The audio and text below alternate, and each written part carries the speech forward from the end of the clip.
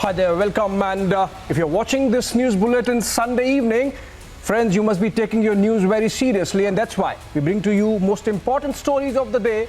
And the biggest story tonight, including General Pervez Musharraf's death and the politics it has started in India, and then the United States-China standoff over a spy balloon, Bangladesh asking Pakistan to apologize for 1971 war, and Pakistan saying sorry, we can't, and then on pictures, on camera, an operation against a Chambal dacoit. All that and more, but first off, let's begin with the headlines. Massive crackdown on China-linked apps. 232 now face a ban.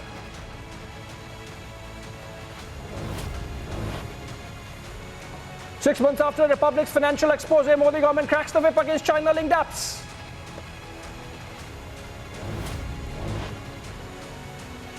Kargil conspirator General Pervez Musharraf passes away at the age of 79 in Dubai.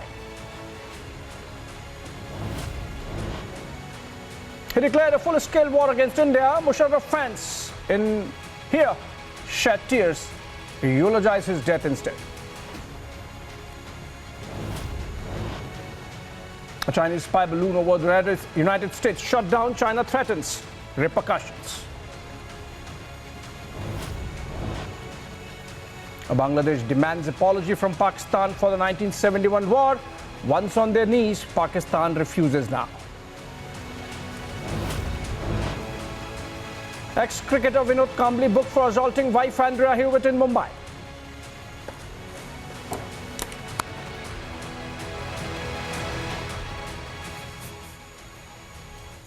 All right, let's begin with the death of General Pervez Musharraf, who passed away in American hospital in Dubai without getting convicted for all the crimes he was charged in back home in his country, Pakistan.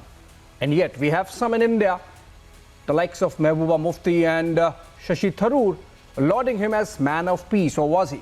PDP chief Mehbooba Mufti and Vadra Congress in fact condoled the demise of Pakistan's wily former military ruler and main architect of the 1999 Kargil war, General Pervez Musharraf. Eulogizing the former Pakistani president, Mufti claimed that Musharraf was the only Pakistani general who genuinely tried to address the Kashmir issue, while Congress MP Shashi Tharoor said that he became the real force for peace between 2002 and 2007, and that he fondly remembered General Musharraf from his United Nations days as someone who was sharp and very honest. Or that's what Shashi Tharoor seems to be indicating. And we have some reactions also coming in from the BJP. Let's listen to one from Kavinder Gupta, former Deputy Chief Minister of Jammu and Kashmir. Then I come back with General SP Sinha with me.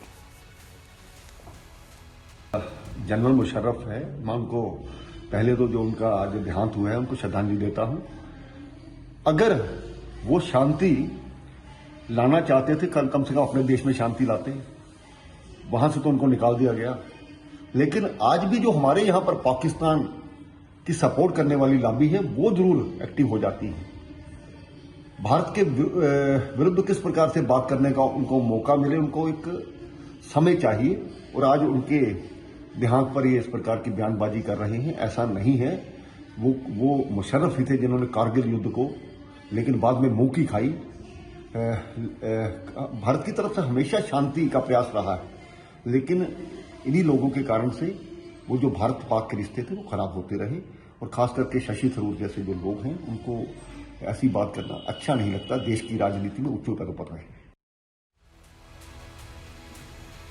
All right, someone on whose watch India's parliament was attacked, someone on whose watch effective preparations for 26/11 happened, the terror attack in Mumbai, someone on whose watch Osama bin Laden found refuge in Pakistan.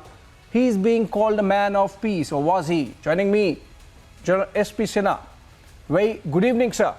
I mean, viewers would want to understand why the Congress party and the PDP are reacting in this manner, really speaking so fondly of someone who's accused of these crimes, including of assassination of former Prime Minister of Pakistan, Benazir Bhutto. General Sinha.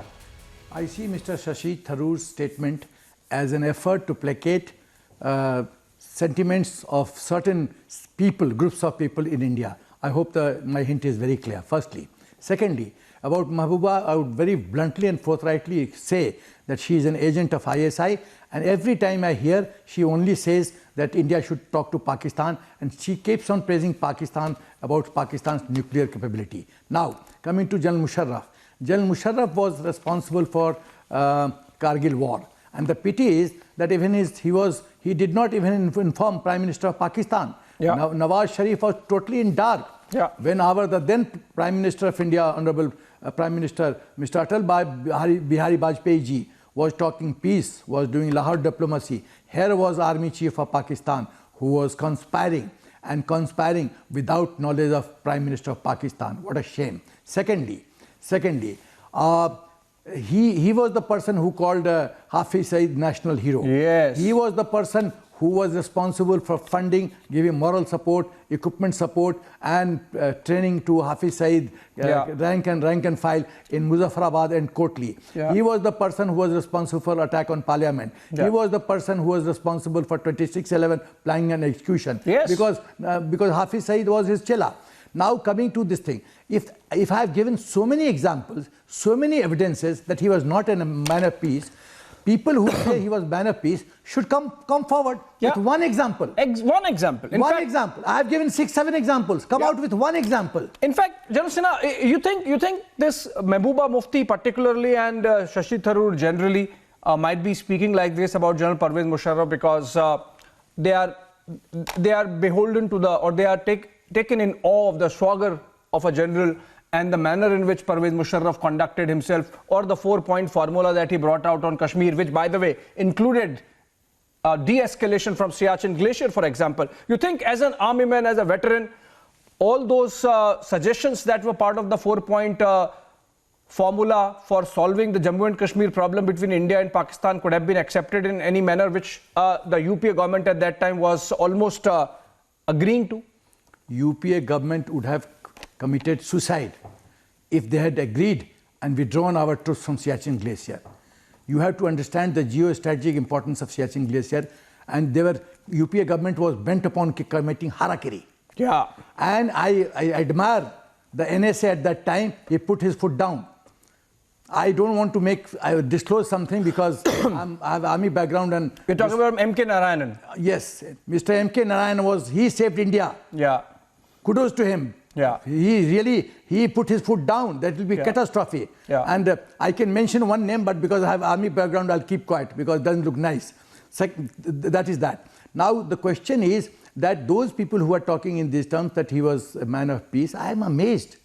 And they are trying to appease, as I said, appease a certain community. Another thing I would like to say, here is General Musharraf, who dethroned duly elected Prime Minister of the country, Nawaz Sharif. Yeah.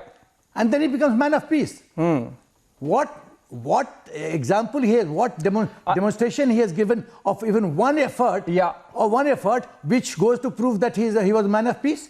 Right, sir. All throughout he was planning terror, and now the people in the country are saying he was man of peace. It just seems that they were taken in, or these leaders are taken in by General Pervez Musharraf's words at that time and not his actions. So, for example, his pictures coming out with that glass of whiskey in his hand, suggesting that he was a very modernist sort of a Kemal Ataturk for Pakistan, which obviously he was not, or for that matter, the operation he carried out against the Lal Masjid in 2007, sending across a message to the world community that he is acting tough on terror, while the fact is, roughly around the same time, Osama bin Laden was finding his way across the mountains, into Pakistan, in fact, right under the nose of Rawalpindi in Abbottabad. On that note, I think we have to move on. This story will continue. We are, in fact, debating this later in the evening at 9 p.m. Viewers, you are